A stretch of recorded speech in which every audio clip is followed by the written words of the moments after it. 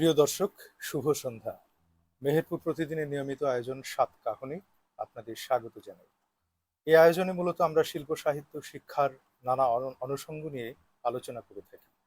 তারই ধারাবাহিকতায় আমরা আলোচনা করতে চাই শিল্প সাহিত্য ও শিক্ষা বিষয়ক সমকালীন চালচিত্র নিয়ে। আমাদের আজকের অতিথি কবি, ছড়াকার, প্রাবন্ধিক এবং গাংনী ডিগ্রি কলেজের অবসরপ্রাপ্ত শিক্ষক জনাব এনামুল আজিম। জনাব এনামুল আজিম, আপনাকে স্বাগত জানাই। ধন্যবাদ। প্রিয় দর্শক, আপনারা যারা আমাদের সাথে এই মুহূর্তে যুক্ত আছেন এবং অনুষ্ঠান পরবর্তী সময় আমাদের অনুষ্ঠান উপভোগ করবেন, তাদেরকে অভিনন্দন, শুভেচ্ছা। আমি হাসান রুদ্র রয়েছে আপনাদের সাথে। আহ, জনাব এনামুল আজিম, কুশল বিনিময় সম্প্রীতি চর্চার অপরিহার্য একটি অভ্যাস। কেমন আছো, কি খবর, কেমন চলছে দিনকাল? নিজের অক্ষমতা, দুঃখ, দুর্দশা, হতাশা, দীর্ঘশ্বাসকে আহ আত্মমর্যাদার মোড়কে ঢেকে রেখে স্বভাববশত প্রায়ই আমরা বলি, এই তো বেশ আছি। আমরা সত্যি কি ভালো আছি? চারিদিকে যুদ্ধ বিগ্রহ, আঘাত প্রত্যাঘাতে বিশ্ব বিপর্যস্ত। আমাদের মাতৃভূমিও ঠিক সেরকম ভাবে ভালো নেই। আপনি কেমন আছেন এর মধ্যে? ধন্যবাদ রুদ্র। প্রথমে আরো ধন্যবাদ জানাচ্ছি আমি মেহেরপুর প্রতিদিনকে এবং যে সমস্ত দর্শক শ্রোতারা দেখছেন তাদের সবাইকে আমার শুভেচ্ছা, স্বাগতম, আসসালামু আলাইকুম। সুন্দর একটা প্রশ্ন এবং একটা জটিলও বটে যে আমরা কেন যেন সবাই নিজের দুঃখ বেদনাকে চেপে রেখে ওকে যদি বলে যে আপনি কেমন আছেন, আমরা সরাসরি বলি ভালো আছি, হুম। আলহামদুলিল্লাহ। তো এটা আমি নিজেও ভেবেছি খুব, জি। কেন আমরা এরকম বলি। হুম। এটাকে আমরা শুধু অভ্যাসবশত বলি। আমার কাছে অনেক সময় মনে হয় যে এটা অভ্যাসবশত বলি, কিন্তু যে একটা আমি এমনও দেখেছি যে মৃত্যু পথযাত্রী যে হসপিটালে আছে, এমন জি। একটা রোগী যে বাড়িতে খুব কষ্ট পাচ্ছে, অনেক লোক দেখতে যাচ্ছে, তার মন ভালো নেই, তারপরও তাকে জিজ্ঞেস করার পরে কেমন আছেন আপনি, যদি এটা বোকামি, অনেক আমরা বলে থাকি একটা লোক জি। আমরা দেখছি রোগী পড়ে আছে, সে ভালো নেই, আমরা দেখতে পাচ্ছি, তারপরও ওই যে অভ্যাসবশত বলে থাকি কেমন আছেন। আমি দেখেছি সে রোগীটাও কিন্তু বলে ভালো আছে।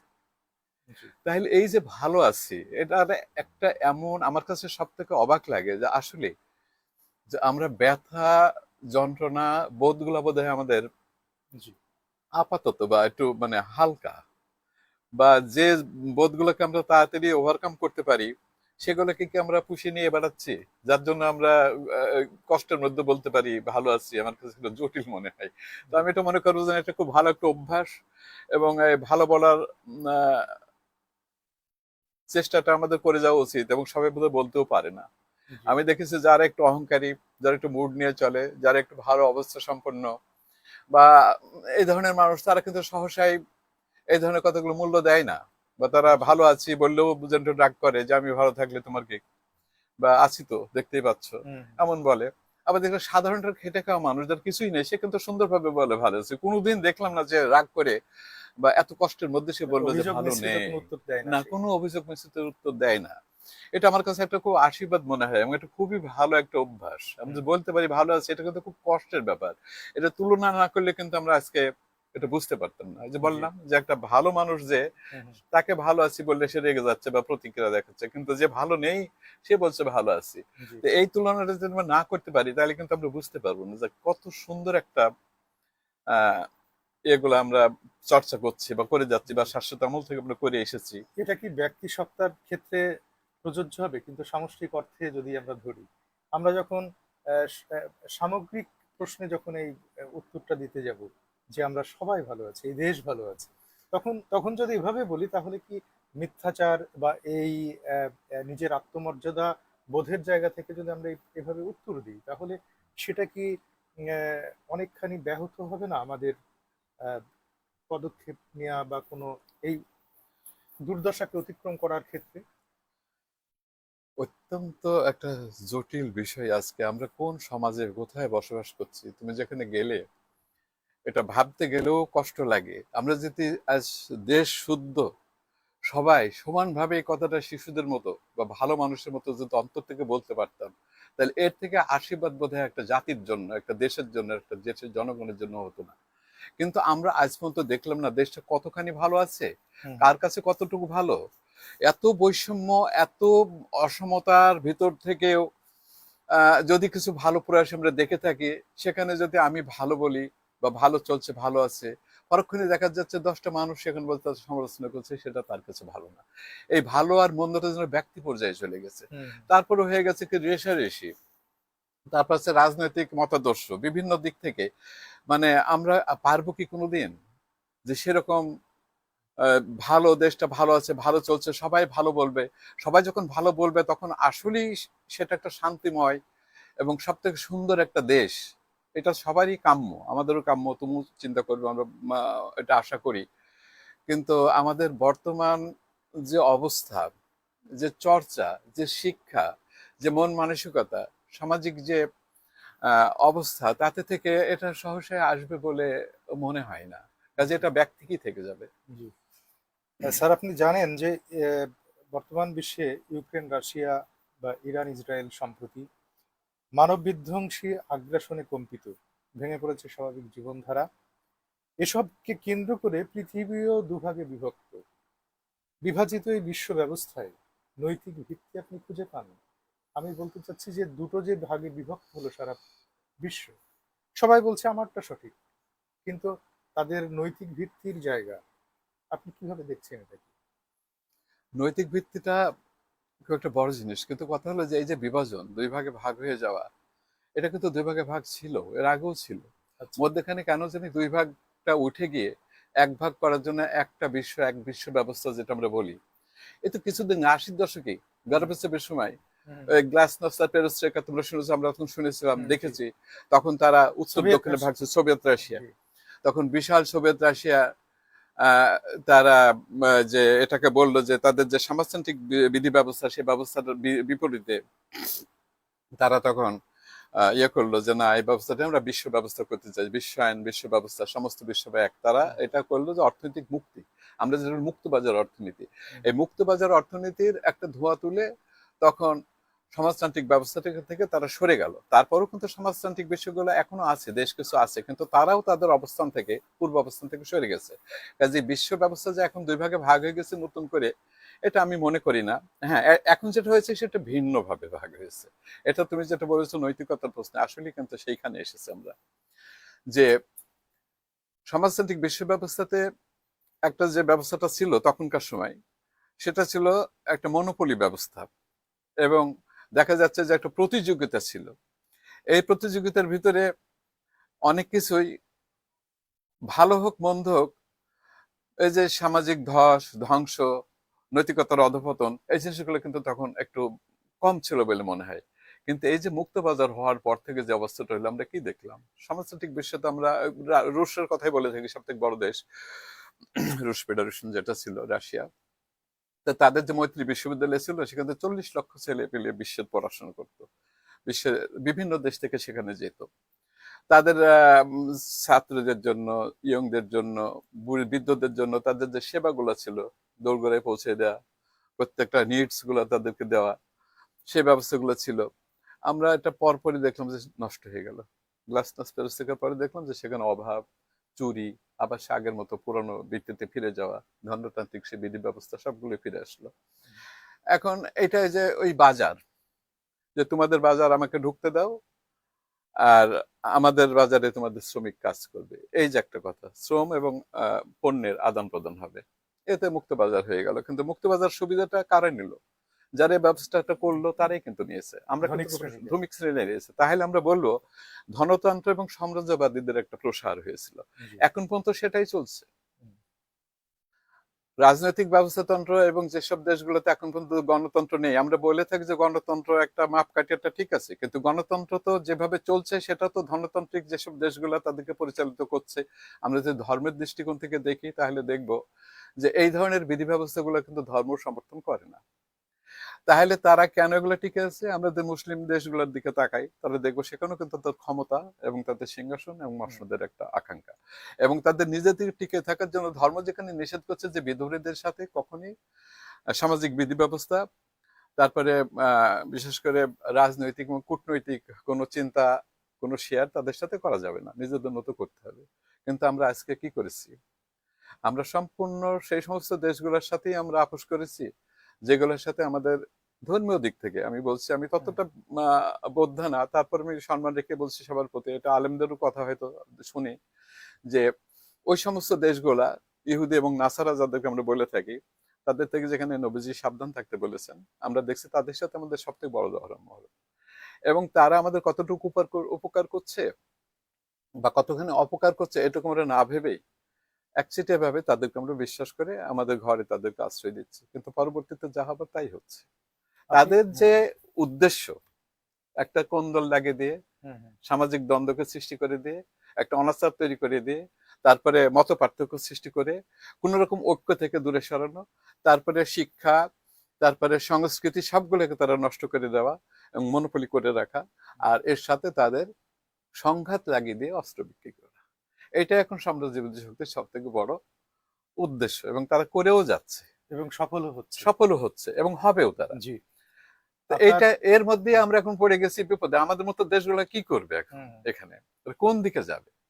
আমরা তো নির্ভরশীল, আমাদের তেল কিনতে হচ্ছে, গ্যাস কিনতে হচ্ছে, আবার সাম্রাজ্যবাদী শক্তিদের সহায়তা নিতে হচ্ছে, তারা যে বলছে সেইভাবে আমাদের যেতেও হচ্ছে। আবার শুধু তাই না, তাদের এজেন্ট গুলো খুব শক্তিশালী। একটা দেশের যে রাষ্ট্র কাঠামো, এখানে অনেকগুলো সেক্টর থাকে, অর্থনৈতিক সেক্টর যেগুলো আছে, রাজনৈতিক সেক্টর গুলো বাদ দিয়ে আমরা যদি বলি যে এখানে যে মনিটরিং এবং ইনফরমেটিভ যে তথ্যগুলো সেক্টর গুলো আছে, সেগুলো কিন্তু সবগুলো তাদেরই লোকজন বসা আছে, তারা এখানে মনিটরিং করছে।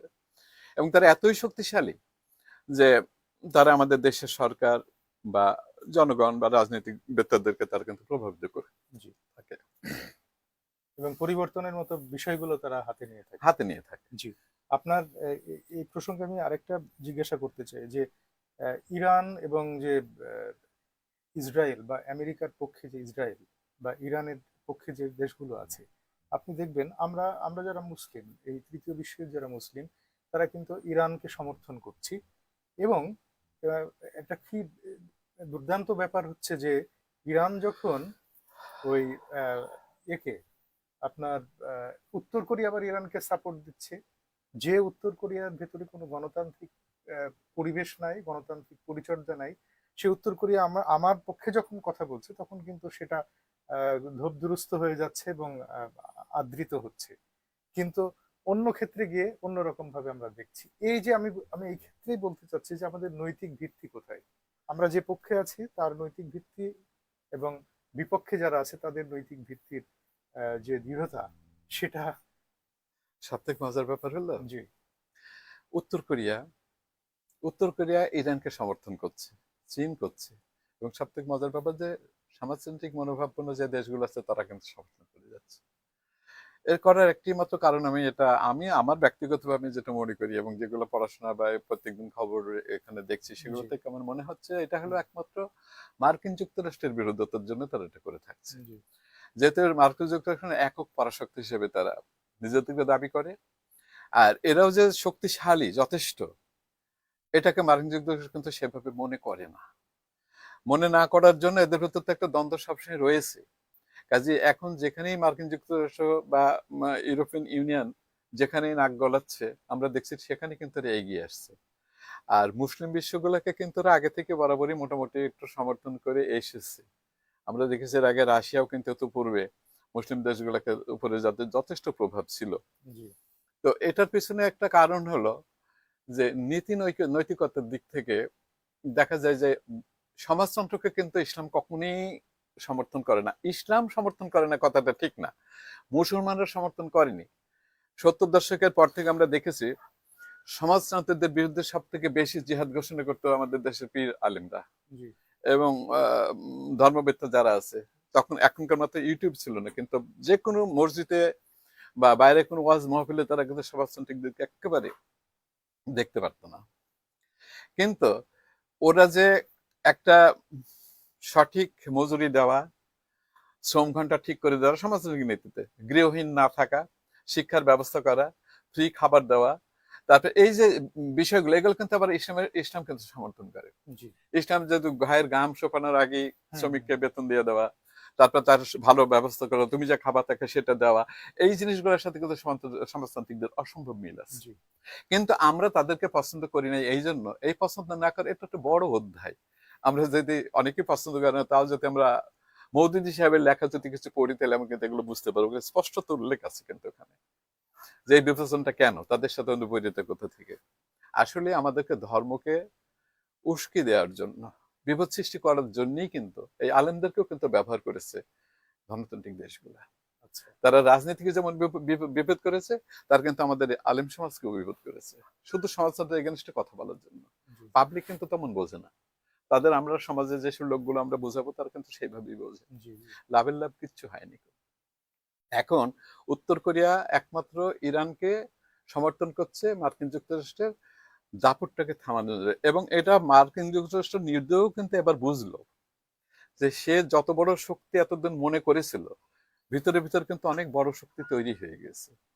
তার প্রাধান্যটা একটু খর্ব হচ্ছে বা হবে, এটা সে যেমন মনে করছে, হয়তো বিশ্বও সেটা মনে করছে আগামীতে। একক অবস্থা থাকে না। আর দ্বিতীয়ত কথা হলো যে ইরানের কথাটা আমরা বলছি, কি শুনতে খুবই খারাপ লাগে। আসলে শিয়াদেরকে আমরা মুসলমান মনে করি কখনো? আমি একটা মুসলিম হিসেবে বলছি, আমি প্রশ্ন রাখছি সবার কাছে, আপনি সুন্নিরা কি? তো সেটা মনে করেন না। সুন্নিরা কোনোদিনই শিয়াদেরকে মুসলমান মনে করে না। দুনিয়াতে আমি দেখেছি আমার অভিজ্ঞতাতে, বা আমি পড়াশোনার ভিতর থেকে যতটুকু জেনেছি, আমি দেখেছি যারাই সংখ্যালঘু তারাই কিন্তু উন্নত। তারা তাদের নিজের অস্তিত্ব রাখার জন্যই তারা কিন্তু নিজেদের স্থান তারা করে নেয়। এই ইসরায়েল যে ছোট্ট জায়গাটুকুর মধ্যে তারা আছে, আজকে তার বড় গাজা ভূখণ্ড পর্যন্ত তারা চলে এসছে, এই এতটা বিস্তার করা তাদের কথা ছিল না। তারা করেছে তাদের বুদ্ধির জন্য। হ্যাঁ, তারা একটু করে নিয়েছে। এবং এই বুদ্ধের তারা সংখ্যালঘু ছিল, তারা পৃথিবীর সব জায়গাতে, ইউরোপে তারা যেভাবে মারটা খেয়েছে, তাদের তো অস্তিত্বই ছিল না। এবং সব থেকে বড় কথা, বলতে ভাবতে খারাপ লাগে, বলা যায় যেহেতু ধর্মগ্রন্থ সেরকম বলছে, যে একটা অভিশপ্ত জাতি ইহুদিরা, যারা প্রাপ্ত, মানে ওহী প্রাপ্ত হওয়ার পরও তাদের ভিতরে অনেকগুলো নবী কিন্তু আমাদের এসছে, এবং তারা কিন্তু প্রিয় ভাজন, সবচেয়ে ভালো নবীগুলো তাদের ওখানে এসছে, এবং তাদের সবকিছু যে খারাপ তাও কিছু না। তারা শুধু একটা কথা, আমরা যা দেখি না তা আমরা বিশ্বাস করি না, এইটাই যার জন্য কারোর অস্তিত্ব তারা বিশ্বাস করে না। আর আমার মনে হয় বিশ্বাস না করার কারণ হলো সংখ্যালঘু, তারা চিরকালই মার খেয়ে এসছে, তারা আচ্ছুত ছিল, হুম। যার জন্য তারা কিন্তু খুব, একমাত্র 32টা নোবেল শুধু এর মধ্যে আছে, ইহুদিদের ইসরায়েলের ভিতরে জি আছে, ইসরায়েল এবং ইহুদিদের ভিতরে আছে, জি জি। ইসরায়েল বলবো না, এবং জি অনেক পণ্ডিত জ্ঞানী গুণী ব্যক্তি আছে। তো ইরান কিন্তু সেরকম হয়ে গেছে, ওরা কিন্তু সংখ্যালঘু। মুসলিম বিশ্বের মধ্যে ইরান সংখ্যালঘু। ইরানের কথাটা আমরা তখনই বলি যখন সাদ্দামের সাথে যুদ্ধ হয়েছিল, মার্কিন যুক্তরাষ্ট্র কিভাবে সাদ্দামকে উৎখাত করলো, লিবিয়ার গাদ্দাফিকে কিভাবে উৎখাত করলো, এগুলো তোমাদের জানা। এগুলোর কি ছিল, কি অপরাধ ছিল তাদের? সে এখনো যদি যাওয়া যায় তো লিবিয়ার গাদ্দাফি যে খুব একটা খারাপ নেতা ছিল সাধারণ এদের কাছে, মানে লিবিয়ানদের কাছে, হুম। সে কিন্তু দেবতার মতো ছিল। সাদ্দাম হোসেন কিন্তু অত্যন্ত জনপ্রিয় একজন ছিলেন। তাহলে তাদেরকে কারা উৎখাত করলো? এই সাম্রাজ্যবাদী শক্তিগুলো তো তাদের সম্পদটাকে লুট করার জন্য। জি হ্যাঁ? আর এই যে পুরনো সংস্কৃতি, যেটা আমরা বলি যে ব্যাবিলিয়ান যে সংস্কৃতিটা ছিল, পার্সিয়ান যে সংস্কৃতিগুলো ছিল, এই যে সংস্কৃতি, এই সংস্কৃতিগুলোকে সম্পূর্ণ ধ্বংস করে দিয়ে আমাদেরকে সেই অতীতের দিকে টেনে নিয়ে যাওয়া, আর একটা এলোমেলো ভাবে আমাদেরকে বড় করে দেওয়া বা বোঝানো, এটা কিন্তু খুবই খারাপ একটা দিক যা হচ্ছে। আমরা এখন আমরা তো বিভ্রান্ত, আমাদের নিজেদের যে ইতিহাস নিয়ে যেমন বিভ্রান্ত, হুম। আমরা তেমন ওয়ার্ল্ডের ইতিহাস নিয়ে আজকে পাজল খুবই। তো এইখানে আসলে এটা ভাববার বিষয় যে আমাদের কিন্তু বিভেদগুলা, মুসলমান অনেক আছে বিশ্বে, আমাদের কিন্তু বিভেদগুলা কমিয়ে আনা দরকার। আজকে আমরা ইরানের পক্ষ নিয়ে কথা বলছি কেন? ইরান আজকে অস্তিত্বের প্রমাণ দিয়েছে যে আমরা পারি। হুম। এই যে যার জন্য আমরা আমরা সবসময় তো বীর ভজা লোক, যারা একটু ভালো করে আমরা তাদের দিকে যাই, তাদেরকে সমর্থন করি, বিশ্বের মুসলমানরা তাই করছে।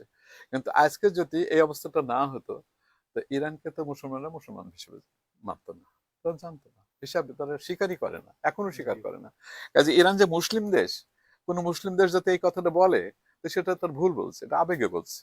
দুদিন পরেই তাদেরকে আবার ধরবে, ও তো মুসলিম না, ওদের কথা কেন শুনবো?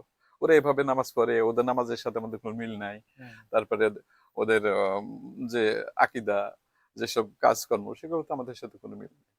কাজে ওরা তো শিয়া ছাড়া দুনিয়াতে, সুন্নি ছাড়া তো মুসলমান হতেই পারে না। হুম। তো এই একটা ব্যাপার আছে। কিন্তু তারা এবং তো নানান ভাবে আদর্শিক ভাবেও দ্বন্দ্ব আছে। আদর্শিক ভাবে অনেক দ্বন্দ্ব আছে, কিন্তু এখন আমাদের কথা হলো যে এই যে দ্বন্দ্বটা, জি। এই দ্বন্দ্বটা কিন্তু প্রাচীনকালে অত ছিল না। আজ থেকে 20 বছর আগেও কিন্তু শিয়া সুন্নিদের দ্বন্দ্বটা এত ছিল না। আমাদের মেহেরপুর মতো জায়গা তো কিন্তু শিয়া ছিল, আপনি বলতে পারবে না কেউ এখন। হ্যাঁ, হ্যাঁ। হ্যাঁ, এখানে কিছু বিহারি ছিল, কিছু শিয়া ছিল। তারা কিন্তু ওই মহরমের উৎসব করত, আমরা নিজেরাও দেখেছি। এই যেখানে ঘুংরার মেলা হয় যেটা বলে থাকি আমাদের কুতুবরা, একটা সামান্য গ্রামের ভিতরে এই মেলাটা এখনো জাগরুক আছে, কিন্তু এটা খুবই জমজমাট হতো, করতো সুন্নিরাই, কিন্তু মতাদর্শটা শিয়া। আচ্ছা। তো এই যে জিনিসগুলো কিন্তু একসময় ছিল, কিন্তু বড় হয়েছিল না। তো এইটাকে এই যে বিভেদ তৈরি করলো কারা করলো? আলেপ সমাজ এবং কিছু এজেন্ট, যারা এখনো করে যাচ্ছে হ্যাঁ। মুসলমানদের ডিভাইড করার জন্য, তাদের জ্ঞান বিজ্ঞান থেকে সরিয়ে দেওয়ার জন্য, এবং তাদের চিন্তা চেতনা থেকে সরানোর জন্য, এবং মানে স্বাবলম্বী না হওয়ার জন্য কিন্তু এই কাজটা তারা করে যাচ্ছে। এটা কিন্তু সমাজ ধনতান্ত্রিক দেশগুলা সেই এগুলো করে টোপটা তারা যাচ্ছে, সেই নির্দ্বিধায় টোপটা গিলছে। গিলছেও, জি। গিলছে, আচ্ছা। এবং তারা সাকসেস জি। এইসব দিক থেকে। বিশ্ব শান্তি প্রতিষ্ঠার ক্ষেত্রে কূটনৈতিক তৎপরতা যখন ব্যর্থ হয়, তখন ক্ষমতাধারেরা সামরিক আগ্রাসনের দিকে আপনার শান্তি প্রতিষ্ঠা করতে অগ্রসর হন। এক পর্যায়ে ধর্ম পরিচয়কে উপজীব্য করে আগ্রাসনের গতি তৈরি ও চেষ্টা লক্ষ্য করা যায়। এভাবে কি শান্তি সম্ভব? ধর্মীয় মূল্যবোধ যখন হয়ে ওঠে আগ্রাসীদের হাতের অস্ত্র, রাজনৈতিক চালে ক্ষতবিক্ষত হয়ে ওঠা মানবীয় সব সম্ভাবনা, আপনি লেখক হিসেবে, সচেতন মানুষ হিসেবে এমন পরিস্থিতিতেও আপনার আশাবাদ থেকে থাকা উচিত থাকবে জানি। যেভাবে ভলতেয়ার, রুশোর মতো সৃষ্টিশীল মহান ব্যক্তিরা 17 শতকের ফ্রান্স ফ্রান্সে শান্তিপথ অঙ্কন করতে পেরেছিলেন, আপনার মতে কিভাবে শান্তি আসবে এই অশান্ত পৃথিবীতে? বলতে বলতে রুশোদের সময় থেকে আমরা অনেক দূরে সরে এসেছি। জি। পৃথিবী এখন কিন্তু এমনি খুব অস্থিতিশীল অবস্থাতে আছে। শুধু যুদ্ধ বিগ্রহ নাই, আমরা এখন সামাজিক, রাজনৈতিক, জলবায়ুগত, প্রকৃতিক দিক থেকেও কিন্তু বিশ্ব এখন খুব বিপর্যয়ের মধ্যে আছে। মানে জটিল এক একটা সমীকরণ আছে। জটিল এক সমীকরণ আছে, সেখানে শুধু অস্ত্রের নলে শান্তি আসবে এটা কিন্তু সমাজতন্ত্রীদের এক সময়কার ভুলই ছিল। জি। তারা অস্ত্র নিয়ে সবকিছুকে তারা কোনো যুক্তি বা চিন্তার মাধ্যমে সমাধান না করে তারা বলতো অস্ত্রের মাধ্যমে সমাধান করতে হবে, সেটা কিন্তু ভুল প্রমাণিত হয়েছে। এখনো যারা অস্ত্র নিয়ে এটাকে সমাধান করতে চায় তারা গায়ের জোরে করছে। তাদের কাজ হলো অস্ত্র বিক্রি করা, আর কিছুই না। হুম। আর অস্ত্র দিয়ে ধ্বংস করে, আর যুদ্ধ দিয়ে মানুষ ধ্বংস করে, মানুষ মেরে কখনোই শান্তি আসা সম্ভব না। আমরা শান্তিটা আনবো কার জন্য? কাদের জন্য শান্তি কামনা করবো? মানুষের যদি না থাকে তো শান্তিটা কার?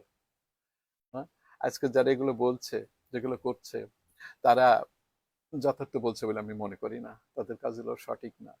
কাজে এটা সব থেকে ভালো একটা উপায়, সেটা হলো যে যেটা রুশো ভলতেরা করেছিলেন, সেটা মেলবন্ধনের যে বিষয়টা, হুম। জাতিগত বৈষম্যটাকে দূর করে নিয়ে, ধর্মীয় বৈষম্যগুলোকে কমিয়ে নিয়ে এসে, হুম। বা মোটামুটি একটা, আমরা কি বলবো যে অর্থাৎ সামাজিক যে ব্যবস্থা এবং সামাজিক ধর্মীয় ব্যবস্থা, যে ব্যবস্থা, হ্যাঁ, সেটার বিরুদ্ধে তারা চোখ তুলেছিলেন। ধর্মীয় ব্যবস্থাটা বর্তমানে যে অবস্থাতে আছে, জি। এটা তো আরো সাংঘাতিক অবস্থায়।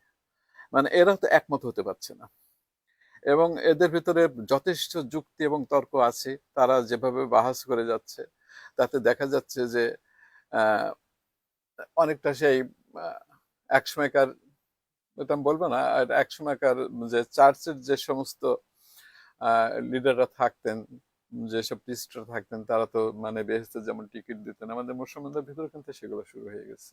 জি। তারা এমন ভাবে বলে যে তার মতবাদই সত্য, সেটাই মানতে হবে, সেটা হুম। যদি না করে সেটা আগ্রাসী হয়ে যাচ্ছে। তো ধর্ম আমাদেরকে সেভ করেছে বা করছে, এটা কিন্তু আমি বিশ্বাস করি না। তাহলে তাহলে এই যে ধর্ম দিয়ে আপনার এই জায়গাটাকে নির্মাণ করা সম্ভব নয়।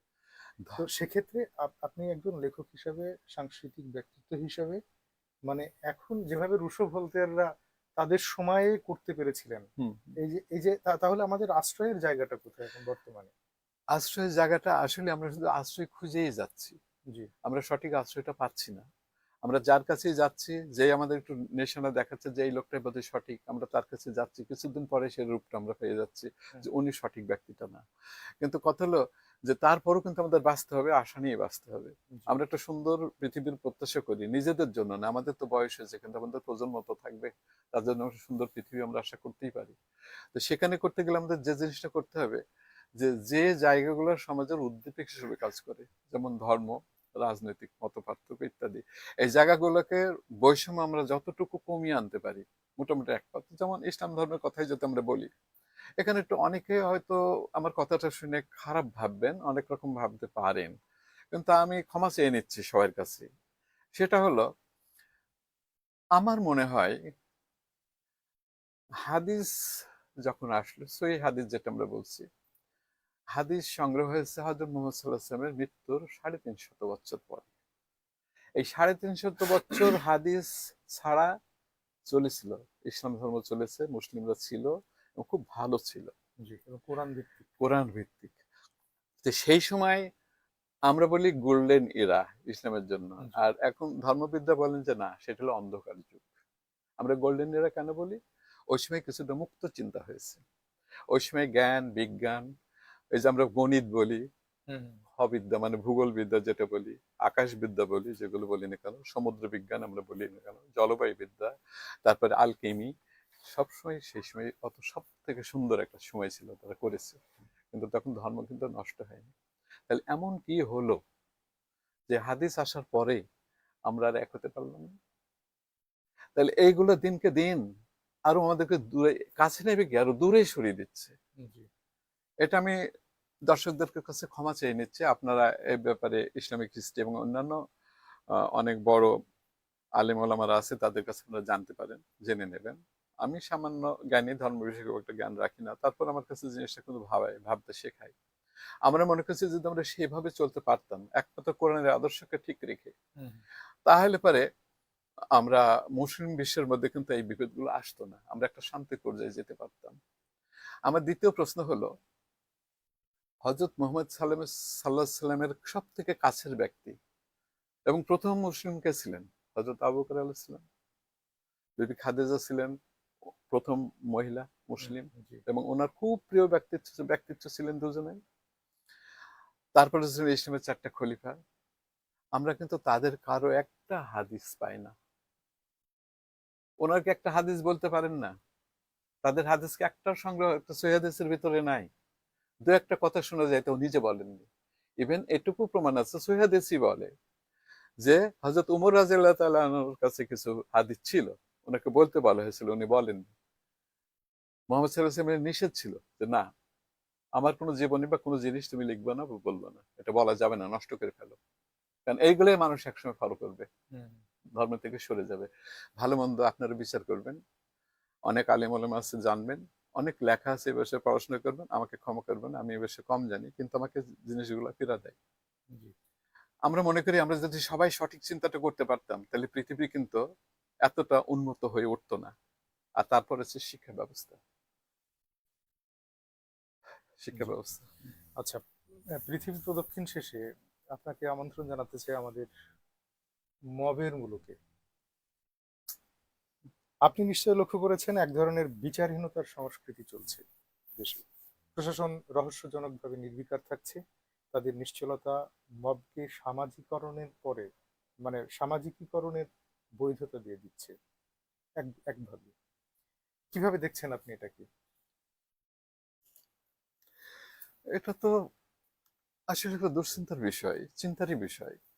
মব, এই কালচারটা তো আমরা কিছুদিন আগেও শুনি নাই। জি। এখন কতগুলো বেশি এইবার এই পট পরিবর্তনের সাথে সাথে নতুন কিছু শব্দ আমাদের কাছে, রাজনৈতিক শব্দ আসছে, যেমন মব আসলে একটা, অলিগার্ক একটা কথা এসছে, তারপরে আরো এরকম কিছু শব্দ আমরা পেয়েছি। মব কালচারটা আগে যে ছিল না তা না, ছিল। এটা কিন্তু আসলে বিচারহীনতা, একটা মানে নিজেদের হাতে বিচারটা তুলে নেওয়া বা নিজের মতো করে ভাবা, বা একটা সন্দেহের পরিবর্তিত হয়ে একটা মানে গ্রুপ একটা ক্রাইম তৈরি করা, এবং কিন্তু যেটা এই যে মহামারীর পর্যায়ে। মহামারীর পর্যায়ে চলে এসছে, এটা হওয়া তো মোটেও উচিত না। এবং এই ব্যাপারে সরকারের একটা যথাযথ দৃষ্টি দেওয়া উচিত, কিন্তু আমরা বুঝতে পারছি না যে এখনো পর্যন্ত যে এই যে সরকারের নির্লিপ্ততা, তারপর দেখছি মবের পাশাপাশি এর পক্ষে বিপক্ষে যুক্তিও চলে আসছে।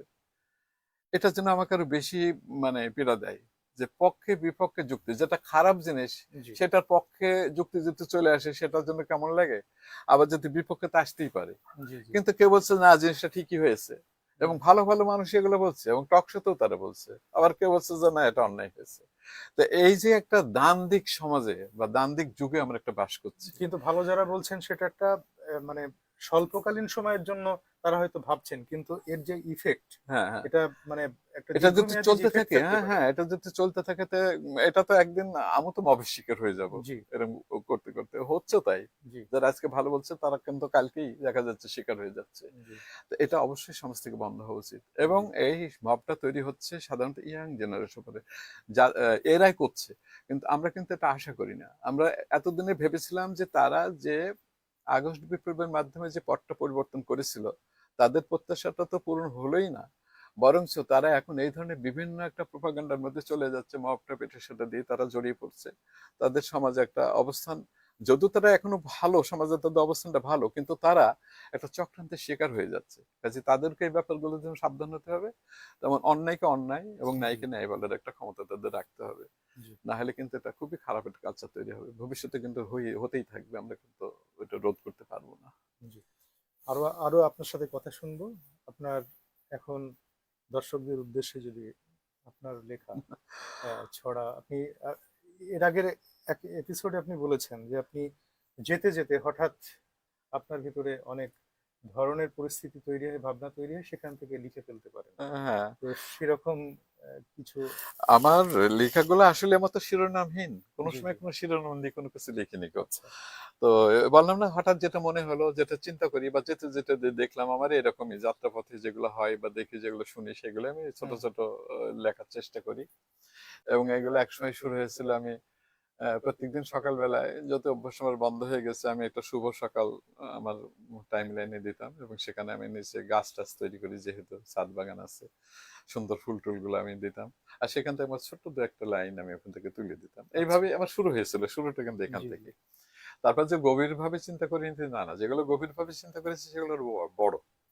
তো বড়গুলা আমি এখনো গুছিয়ে কোনো সময় কোনো জিনিস রাখিনি। তো আমার এইরকম যে ছোট ছোট হাসি হয়তো পাবে, তোমাদের ভালো লাগবে না, তো আমি বলছি যেমন, আকাশ পরে মেঘ জমেছে, মেঘ করেছে মনের ঘরে, বজ্র নিনাদ হৃদয় ভাঙে, আহ অশ্রু বৃষ্টি চোখের কোণে। আচ্ছা এটা ছোট চাইল্ড লাইন, এর গভীরতা কতটুকু জানি না, যেন হঠাৎ মনটা খারাপ, আকাশের দিকে কাকে আছি, মনটা তো ভারাক্রান্ত হয়ে যাচ্ছে। জি জি হ্যাঁ, হয়তো কোনো কিছু মনে হয়ে যাচ্ছে, স্মৃতিটাতে চোখ দিয়ে পানি আসে যায়, এরকম আসে কখনো কখনো হুম আসে। সেটাও ব্যক্ত করতে যে যে এরকম হলো আর কি, যে আকাশ পরে মেঘ জমেছে, মেঘ করেছে মনের ঘরে, বজ্রনীনাদ হৃদয় ভাঙে, অশ্রু বৃষ্টি চোখের কোণে। মানে প্রকৃতির সাথে মানুষের যে হ্যাঁ, জীবনের যে একটা সংলগ্নতা সেটা। প্রত্যেকটা মানুষেরই তো অন্তরে কিছু সুখ স্মৃতি থাকে, জি কিছু ব্যথা থাকে, জি কারো জি একটু বেশি থাকে, কারো কম থাকে, কেউ বলতে পারে না, কেউ বলতে পারে। এর ভিতর থেকে আর কি, যারা আমার মনে হয় এই ধরনের একটা সেন্সিটিভ মানুষ, তাদের ভিতরে এগুলো বেশি আসে। যারা সেন্সিটিভ না, আমি আগেই বললাম হুম হুম যে ভালো আছেন, ভালো আছি, কিন্তু লোকটা দেখছে ক্যান্সার আক্রান্ত। তো জি এরকম যারা সেন্সিটিভ, এটা সেন্সিটিভ না বলবো না, এটা অভ্যাস। জি জি তাদের এ ধরনের কিছু হয় না, ধরে না কিছুই, চলে যাচ্ছে, এক ভালো আছে, তারা অনেক ভালো আছে। সমাজের সেন্সিটিভ হতে তখন সব থেকে বড় জি মানে খারাপ জিনিস, প্রত্যেক দিকটাই তাকে করে পীড়া দেয় আর কি। হুম। হ্যাঁ আপনার ছড়াটা খুব ভালো লেগেছে। তারপরে যেমন আরেকটা হয় এরকম, ভালো জি বলেই ভালোবাসি, ভালোবাসার শেষ কি হয়, ভালো যদি নাই বা বাসো, একলা কি তা দেওয়া যায়। চমৎকার। এরকম ছোট ছোট জি জি সবকিছু আমার অর্থহীন আর কি। হ্যাঁ হ্যাঁ যেমন আরেকটা আছে, পথটা তোমার সোজাই ছিল, আদিগন্ত সমুখ পানে, খেয়ে হারালে মাঝখানেতে, আর পেলে না পথের শেষ। অসাধারণ। আপনার এই ছোট ছোট এই ছোট যে ছোট হ্যাঁ বড় আছে, কিন্তু ছোট ছোট হ্যাঁ আমার ছোট ভালো ছোট লাগে আর কি। ছোট ছোট এই ছড়াগুলো দেখে আমার জীবনানন্দ দাশের একটা জীবন নামক এই 1 2 3 করে মনে হয় 36 37টা হ্যাঁ হ্যাঁ হ্যাঁ, আছে না? আচ্ছা আচ্ছা খুব আচ্ছা। দুর্দান্ত কিন্তু আহ, ছোট ছোট লাইন রবীন্দ্রনাথ রয়েছে। ঠাকুরের আছে, খনিকা জি আছে, জি ওইরকম ছোট ছোট কবিতা আছে। খুব আর চমৎকার। সব থেকে ওমর খৈয়াম তো আমরা পড়েছি, এগুলো জি জি কিন্তু সবই রুবাইত থেকে, ওই ওমর খৈয়ামের ওই ধারা থেকে আসছে জি এগুলো আর জি কি, ছোট ছোট বক্তব্য। জি জি সেরকমই আপনার এগুলো খুব দুর্দান্ত। জি যে যেমন আরো আরেকটা আরো শুনি, শুনে জি হ্যাঁ, কত শুনি আশার বাণী, শুনি কত সান্ত্বনা, সারা জীবন কাটিয়ে শেষে যেমন ছিলাম সেটাই আমি। তাই। আরেকটা শুনি, ব্যস্ত ছিলে হেসে খেলে সকাল থেকে রাত্রি তক, লিখে দিল ভোরের বাতাস, শেষ হয়ে যাওয়ার একটি খত, সব হয়ে যাওয়ার একটি খত। হুম। আমি জানি না যে আমার আয়ু কতক্ষণ। সব ও আচ্ছা সব সব মানে ওই যে সব হয়ে যাওয়ার তালব্য সব হ্যাঁ হ্যাঁ, জি জি চলবে সব, মানে সব হয়ে যাওয়ার একটি কাজ, ব্যস্ত ছিলে হেসে খেলে সকাল থেকে রাত্রি তক, লিখে দিলে ভোরের বাতাস, সব হয়ে যাওয়ার একটি কাজ, ভোরে আমার অসাধারণ। মৃত্যু হয়ে গেল, জি জি এই আর কি। মানে একটা অনিবার্য সত্যের এখানে উপস্থিতি আছে। হুম, এরকম আমার চিন্তাগুলি এমন আর না না কি। আপনার এই চিন্তা আপনি যেটা বলছেন আপনার আহ, এই ছোট ছোট চিন্তার হুম, যে বিষয়গুলো সেটা কিন্তু ঠিক ছোট নয়, মানে বৃহত্তর অর্থেই মানে ভাবনার যে বিশালতা সেটা এখানে প্রকাশ পাচ্ছে। আমি অতটা ভাবিনি, কিন্তু ভেবেছি বলে আবার লিখেছি, এটাও ঠিক। জি জি হ্যাঁ, জি যেমন আরেকটা বলি, বসন্ত রং গা ছুঁয়েছে, রৌদ্রে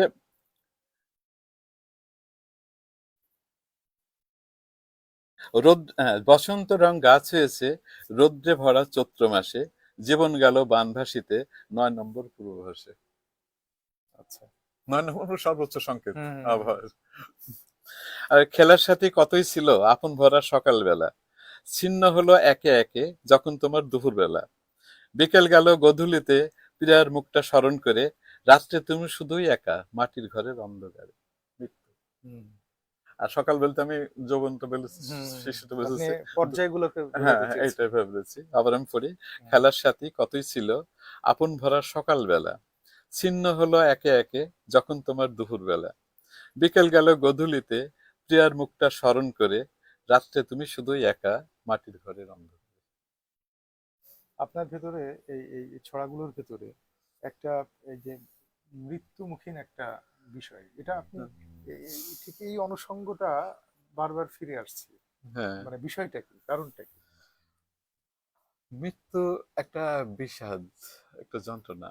তার জি থেকেও বড় জিনিস হলো আমার যেটা মনে হয়, এই জীবনটা কি বৃথায়, কি জি করলাম, কি দিলাম, কি উম, কি পেলাম, কি করলাম। যদি কিছু নাই করতে পারি, তাহলে আমার বেঁচে থাকাটার বা প্রয়োজন কি? আর মৃত্যু যে আসবে এটা তো অবধারিত, কিন্তু এর যে স্টেপ গুলো আমি কিভাবে পার করছি, আমি সবগুলোকে ঠিক করেছি বা ঠিক করতে পারি, এই জিনিসগুলো আমাকে ভাবায়। আমি কিন্তু আমার আত্মীয় কুটুম, আমার ছেলে মেয়ের প্রতিও আমি কিন্তু, যেহেতু তারা দেশ বিদেশে থাকে, কখন আমাকে দেখবে, তাদের এই যে এখন যে সাধারণ সেন্টিমেন্ট যেটা আছে, হুম, যে তোমাকে তো কেউ দেখবে না, তুমি কি করবে, তোমার এই অবস্থা হলে এটা হবে সেটা হবে, এটাগুলো আমাকে ভাবাই ঠিকই, কিন্তু আবার ভাবি যে না, এটাই বাস্তবতা, এর ভিতরে যেতে হবে, কাজে আমার দুঃখগুলোকে আমি এভাবে প্রকাশ করি। জি হ্যাঁ, তো এইভাবে আমাকে চলে যেতে হবে, এভাবে আমি থাকবো, হুম হুম এরকমই তো হবে, কেউ হুম থাকলি বা কি, না থাকলি বা কি, থেকে বা কি করবে, এরকম কিছু লেখা হুম আমার হুম। ভিতর আছে। হম।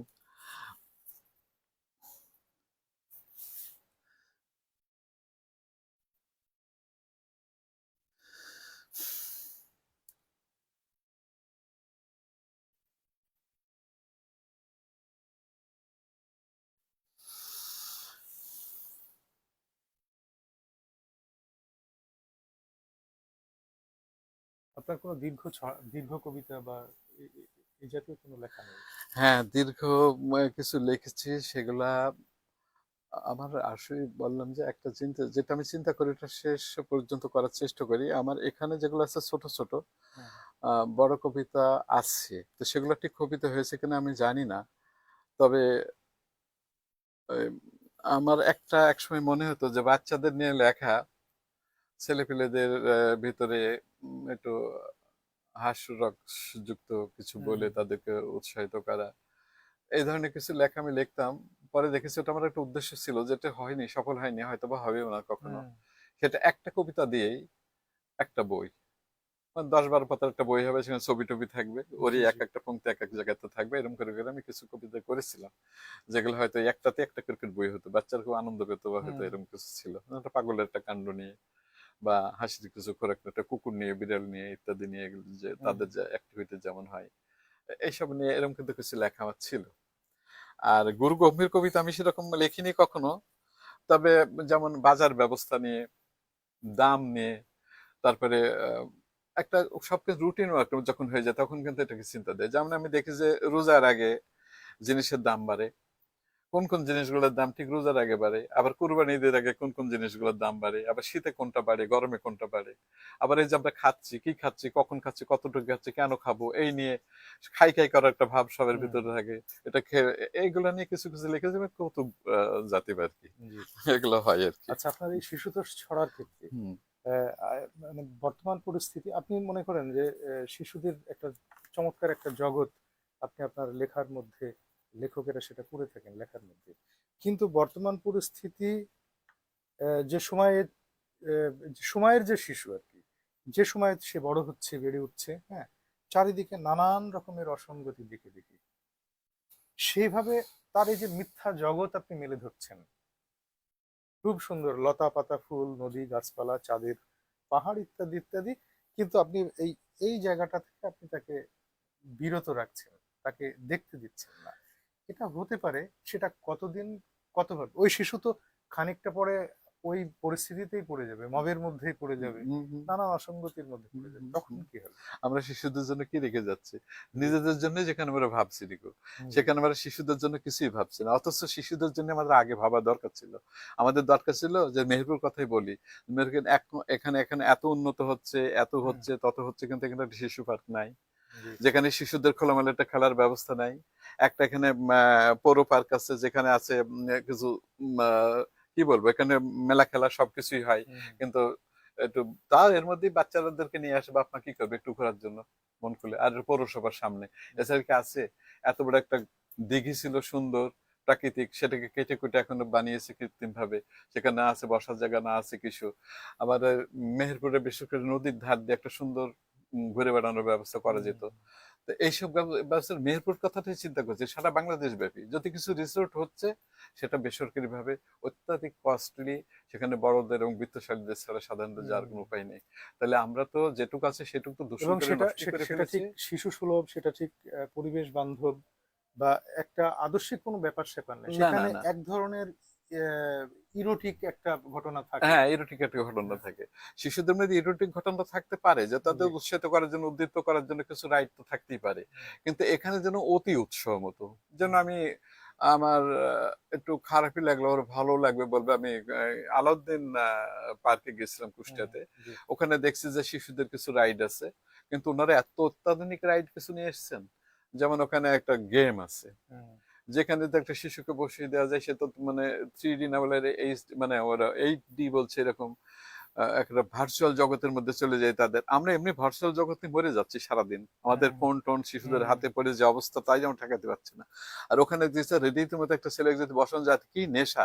ছেলে পেলে আগে যে দ্রুত সেখানে তো, বাচ্চারাই না হুম, বড়রাও সেখানে গিয়ে ঢুকে পড়ে। এবং ওটা যদি একবার বসিয়ে দেওয়া যায়, তারা কিছুই না, সামনে শুধু হেলমেট আছে দেওয়ার, এরকম গ্লাস মতো দেওয়া আছে, তারা দুনিয়া জগৎ দেখে ফেলছে এখানে। এই গ্রহ থেকে সেগুলো ছুটছে, যাচ্ছে, মারছে, ধরছে, কি অবস্থা! তো এগুলো সবই তো একটা মিথ্যা, একটা কাল্পনিক একটা জগৎ, হুম, যেখান থেকে আমি বলতে পারি না আমরা কি শিখছি, কি শিক্ষা নেবো, আর তারাই বা ভবিষ্যতে কি করবে। হয়তো এখনকার অনেক টেকনোলজিস্ট বা যারা চিন্তা করেন তারা হয়তো বলবেন যে এর মাধ্যমে হয়তো A1 বা AI কিছু একটা তৈরি হবে, হতে পারে।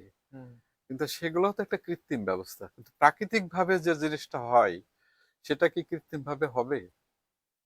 আমাদের প্রশ্ন থেকেই যায়, কত দূর জি, নিয়ে যাবে জি, A1 বা AI ব্যবস্থা, বা আমাদের এই কম্পিউটারের মধ্যে কোথায় নিয়ে যায়, দেখবে ভার্চুয়াল জগৎ কোথায় নিয়ে যাবে, এবং ইউনিট পাচ্ছি মানুষের না। মানুষের এটা যে, এন্ডলেস সমস্যা থেকে হ্যাঁ, যাচ্ছে। যে মানুষের যে সহমানবিক সম্পর্কগুলো সেগুলো তো ওই দিয়ে তৈরি হবে না। না, জি। কোনোদিনই হবে না। আচ্ছা, যে কথা এর আগে বলছিলাম যে চারিদিকে ধরেন মব সন্ত্রাস, ইতিহাস ঐতিহ্যের ধ্বংস নিনাদ, তারপরে নির্লজ্জ সামাজিক বিভাজন, ধর্মীয় উস্কানি, এমন মর্মন্তুদ পরিস্থিতিতে ইতিবাচক শিল্প সাহিত্য ও সাংস্কৃতিক প্রবাহ বর্তমান সময়ে তৈরি হচ্ছে কিনা আপনি কি মনে করছেন, দেখছেন কি? আমি যে আমি এই ব্যাপারে কিন্তু অনেকটা হতাশ ছিলাম, জি, কিন্তু আমার কাছে এখন মনে হচ্ছে যে না, আসলে সৃষ্টিশীল কিছু হওয়ার জন্য হুম, হুম, কিছু পরিবর্তন দরকার হয়। একঘেয়েমি জীবনে কখনোই ভালো সৃষ্টি হয় না। জি, এটা আমি আগেও ভেবেছি, এবং বড় বড় সৃষ্টিগুলো দেখা গেছে ঠিক একটা ক্রাইসিস মুহূর্তে কিন্তু হয়েছে। প্যালেস্টাইনে যদি কোনো এখন হয়, একটা ভালো সাহিত্য রচনা হয় আরবের মধ্যে, হুম, তাহলে সেটা কিন্তু প্যালেস্টাইনের যুদ্ধ, তাদের জীবনযাত্রা এই অবস্থার উপর তৈরি হবে, এবং হয়েছে অনেক কিন্তু। আবার আমি মনে করি আমাদের দেশে যে পরিবর্তনের মধ্যে থেকে আগে কিন্তু আমি এতটা ভাবতাম না যে এইসব ছেলেপিলেরা যারা একেবারেই মানে মব আসক্ত, যারা একেবারেই মানে কি বলবো মোবাইল আসক্ত, যারা সমাজ সচেতন নয়, কিন্তু একটা আন্দোলনের মধ্যে দেখলাম যে তারা প্রাইভেট ইউনিভার্সিটি হোক আর সরকারি হোক, তারা কিন্তু একটা বড় একটা কিছু করে ফেললো। জি, এই যে জিনিসটা তাদের ভিতরে আসলো, তা আমি তো বিশ্বাসটা যেন হারিয়ে ফেলেছিলাম। কিন্তু তাদের যে সাহস, শক্তি এবং চিন্তা, তাদের চেতনা, এবং এখন পর্যন্ত তারা যা করছে বা করতে চাচ্ছে, এবং তাদের কথাগুলো যেগুলো শুনছে এখন, আমার কাছে কিন্তু খারাপ একেবারে লাগছে না। কারণ তাদের যে বৈশ্বিক চিন্তা এবং দেশ নিয়ে হুম, যে ভাবনা, অর্থনীতির যে ভাবনা, সেগুলো বাস্তবায়ন করতে পারবে কি পারবে না সেটা পরের কথা, কিন্তু যেগুলো বলছে তারা কিন্তু একটা বিজ্ঞ, বা আমরা এতদিন ধরে যেগুলো রাজনীতিক মানে বড় বড় রাজনীতিক বিজ্ঞ রাজনীতিবিদ যাদের আমরা বলি, বা যেসব মানুষগুলো ছিল, তারাও কিন্তু তাদেরকে পাত্তাই দিতে চাচ্ছে না। তারপর দেখছি তাদেরকে টিকতেও পারছে না। আমার কাছে এটা ভালো লাগে। তাইলে এর মধ্যে তো কিন্তু সৃষ্টি হচ্ছে অনেকগুলো লেখা, অনেক কবিতাগুলো আমি পড়ছি। সব থেকে ভালো লাগে আজকাল পেপার পত্রিকাতে কিন্তু বিশ্ববিদ্যালয়ের ছেলে মেয়েরা লেখে, হুম, কলাম লিখছে, যেটা আমি কিন্তু অনেক দিন দেখি নাই। এটার জন্য আমি খুব আশাবাদী যে না, একদম বিপন্ন অবস্থার মধ্যে থেকে কিন্তু জি, হারিয়ে যায়নি কিছুই। সৃষ্টিশীলতা আছে, সৃষ্টি হবে, আমাদের একটু সহযোগিতা করতে হবে। জি, আপনার এই যে সেটা ঠিক আছে, বিশ্ববিদ্যালয়ের হুম, ছেলেরা লিখছে, হুম, অনেকেই লিখছে, কিন্তু এই লেখালেখির সাথে তাদের মনস্তাত্ত্বিকভাবে হুম, আহ, মনোজগতের মননশীল ভাবে তারা সেইটাকে লালন করছে কি? আপনি আপনি যেটা বলছেন যে এই যে আন্দোলনটা হয়ে গেল, হ্যাঁ, হ্যাঁ, আন্দোলনের আগ মুহূর্ত বা তারও আগে সেই পরিবেশটা তৈরি করার জন্য, আন্দোলনকে উস্কে দেওয়ার জন্য, আন্দোলন সৃষ্টি করার জন্য সাংস্কৃতিক কর্মকাণ্ড কি ওর ওর কোনো এর ভিতরে ছিল? হ্যাঁ।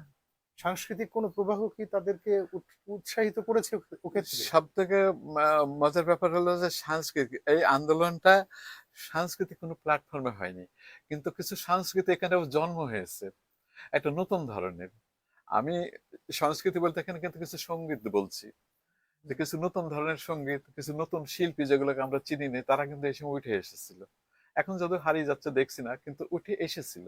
তারপর কিছু গ্রাফিতি নামক কিছু হুম, শিল্প, কিছু ব্যঞ্জনা, কিছু যে হয়নি তা না, এগুলো হুম, কোথায় ছিল, লুক্কায়িত কিন্তু ছিল। কিন্তু সেগুলো কিন্তু মেসেজ দিয়েছে।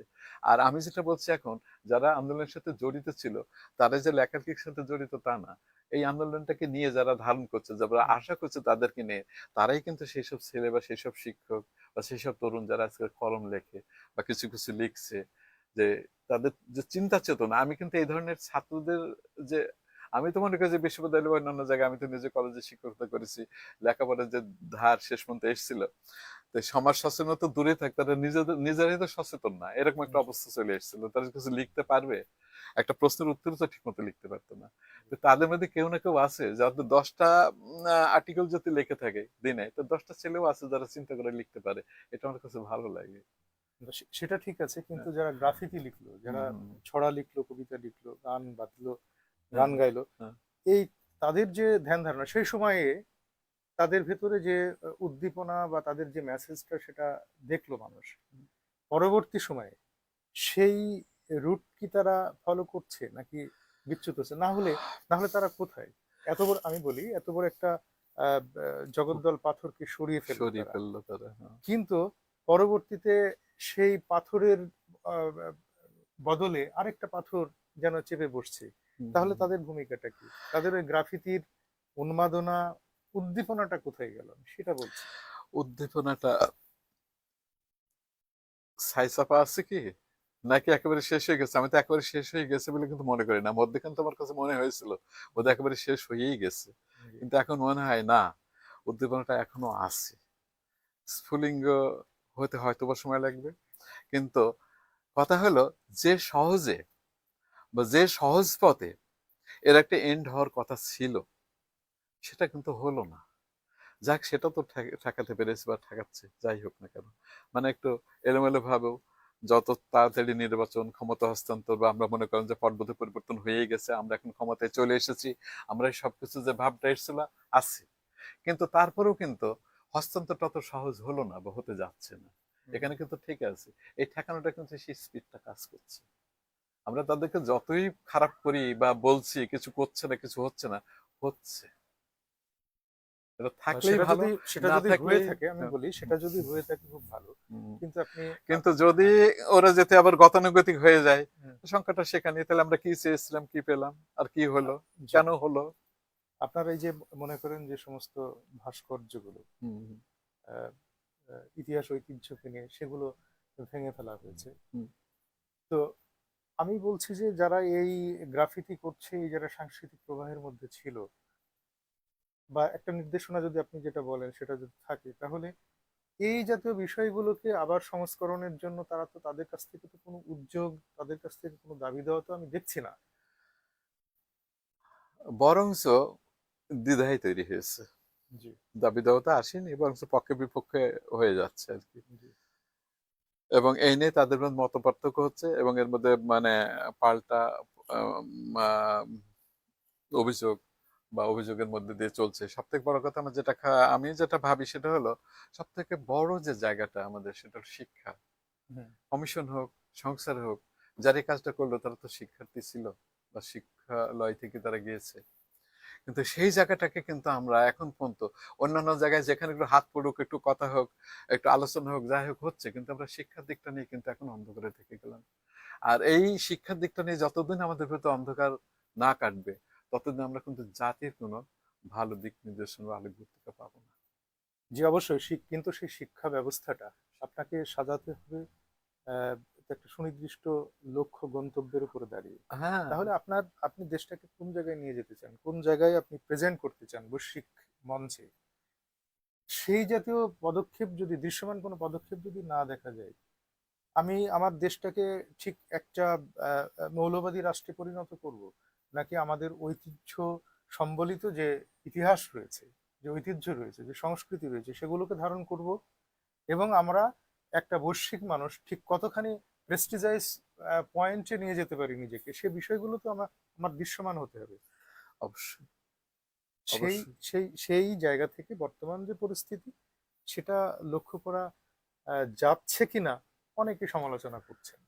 আমি আহ, শুধু এই ক্ষেত্রটা একটু হতাশ যে সরকার হয়তো অনেক অস্থায়ী সরকার, তার অনেক হয়তো ভালো পদক্ষেপ আছে, কিন্তু সেই পদক্ষেপের কি ভালো, কতটুকু ভালো, সেগুলো কিন্তু আমরা জনগণ জানতে পারছি না। জি, আবার দেখছি কিছু কিছু কালচার যেটা আগে যেমন ছিল এখনো সেভাবেই চলে যাচ্ছে, জি, আছে, সেখানেও তেমন কোনো পরিবর্তন নেই। আবার পরিবর্তনের যে একটা খুব ভালো একটা আশা আমাদের সামনে আসবে, ও সহসাই আসবে, এই সহসাই জিনিসটাও কিন্তু আমরা ভাবতে পারছি না, যদিও আমাদের ধৈর্যটা এখনো আছে। মানুষ কষ্ট করে কিন্তু এখনো ধৈর্য ধরে রেখেছে। তো এই ধৈর্যের মধ্যে থেকেই সরকারকে জনগণের এই দিকটা অবশ্যই চিন্তা করা উচিত, এবং যারা এখানে চিন্তাশীল ব্যক্তি আছেন তারাও এটা ভাববেন যে ধৈর্যের মধ্যে থেকে সবকিছু যেন সুন্দরভাবে হয়ে যায়। জি, ধৈর্য হারাটাই তো খারাপ, তখনই জি, তো উত্তেজনা তৈরি হয়, নতুন ভাবে জি, সবকিছু হয়। তো একটা বড় বিপর্যয়ের মধ্যে থেকে গিয়ে আমরা নতুন বিপর্যয়ের মধ্যে আর পড়তে চাই না। এটা ভালো হোক, ভালোভাবে চলুক, সেটাই। কিন্তু শিক্ষা ব্যবস্থার আমূল পরিবর্তন অবশ্যই করতে হবে, এবং জি, এটা কিন্তু যেন ভাবে যখন তখন করলে হবে না। এর জন্য একটা দীর্ঘমেয়াদী একটা পরিকল্পনা করতে হবে, যেহেতু শিক্ষার সাথে জড়িত একটা গোটা জাতি, জাতির ভবিষ্যৎ। তাহলে এটাকে হেলা করে কখনোই দেখার কোনো উপায় নাই। আর একদমই। কিভাবে হবে সেটা ভাবতে আমার কষ্ট লাগে, যেহেতু একটা দেশের মধ্যে বিভিন্ন রকম শিক্ষা ব্যবস্থা চালু আছে। এগুলোকে সমন্বয় করা কিন্তু চারটিখানি ব্যাপার না। তো ব্যাপার যতই দূর হোক না কেন, সমাধান সব জায়গাতেই আছে। এটা শুধু চিন্তাশীল এবং মননশীলতার দরকার, জি, যেটা হবে, জি, ইনশাল্লাহ হবে। জি, সেটি সেমনটি হোক, যেটা মানুষের জন্য কল্যাণ বয়ে নিয়ে হুম। আনবে, দেশের জন্য আহ, একটা সমৃদ্ধি তৈরি করবে, সে প্রত্যাশাই আহ, হওয়া উচিত আমাদের। আপনি এই মুহূর্তে, আমরা সে অনুষ্ঠান প্রায় শেষের দিকে চলে এসেছি, আপনি যদি আপনার আরো কোনো লেখা শোনাতে চান। আমার তো সেই একই কথা।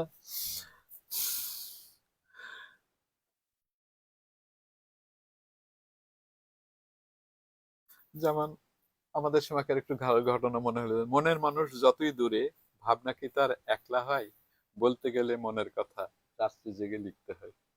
মানে আমি চিঠি লেখার কথাটা বলেছি। জি জি। আগে আমরা চিঠি লিখতাম রাত ধরে, ভালোবাসাটা প্রগাঢ় হতো, হুম, হুম। মনের ভাবটা প্রকাশ হতো, আমাদের একটা লেখার স্টাইলে আসতো। তাইলে মনের মানুষ যতই দূরে থাক, ভাবনা তার একা হয় না। হ্যাঁ, এবং মনের কথা বলতে গেলে লিখতে হবে।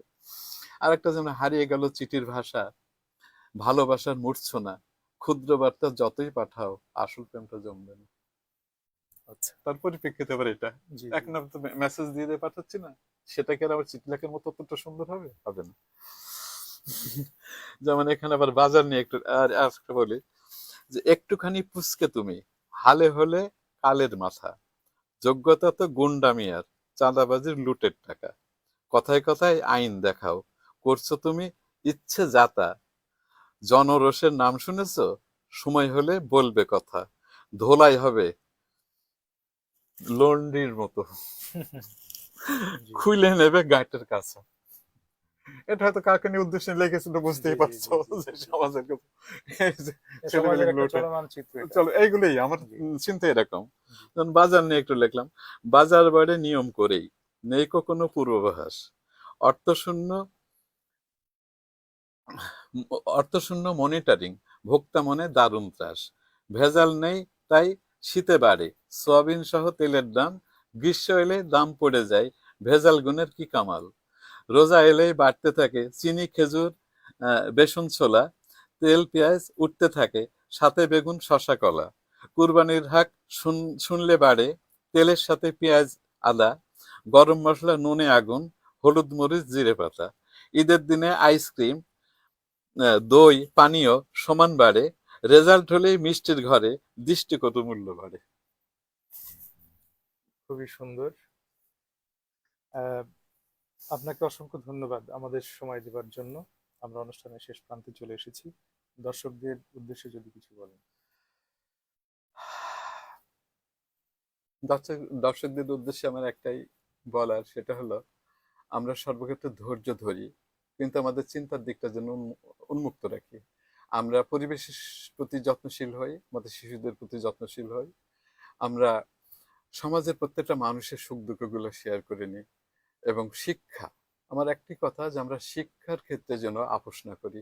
ভবিষ্যতে যার যতটুকু সুযোগ আছে, আমরা স্বস্থান থেকে আমরা একটা শিক্ষিত জাতি এবং মানে স্বশিক্ষিত জাতি হিসাবে আমরা যাতে দেখতে পারি আমাদের দেশটা এবং দেশের জনগণকে, সেই কামনা সবার প্রতি রইল। আপনারা স্বশিক্ষেত্রে সেই চেষ্টাটুকু করে যাবেন। জি ধন্যবাদ। প্রিয় দর্শক, আপনারা আমাদের সাথে এতক্ষণ যুক্ত ছিলেন, আমাদেরকে প্রাণিত করেছেন সময় দিয়ে। আমরা আহ, বর্তমান সময়ের যে চালচিত্র, যে অস্থির সময় যেটা আমাদেরকে সবাইকে পীড়া দেয়, সেটা আমাদের জীবনকে গতিশীলতা নষ্ট করে। এই সমস্ত পরিস্থিতি নিয়ে এবং সেই পরিস্থিতির মধ্যে আমাদের শিল্প সাহিত্যে যারা চর্চা করেন, যারা সাংস্কৃতিক সেবী, তারা তাদের ভূমিকা কি, এসব বিষয়গুলো নিয়ে আমরা কথা বলবার চেষ্টা করেছি, আলোচনা করেছি একটা লক্ষ্যে পৌঁছানোর জন্য। আমাদের সময়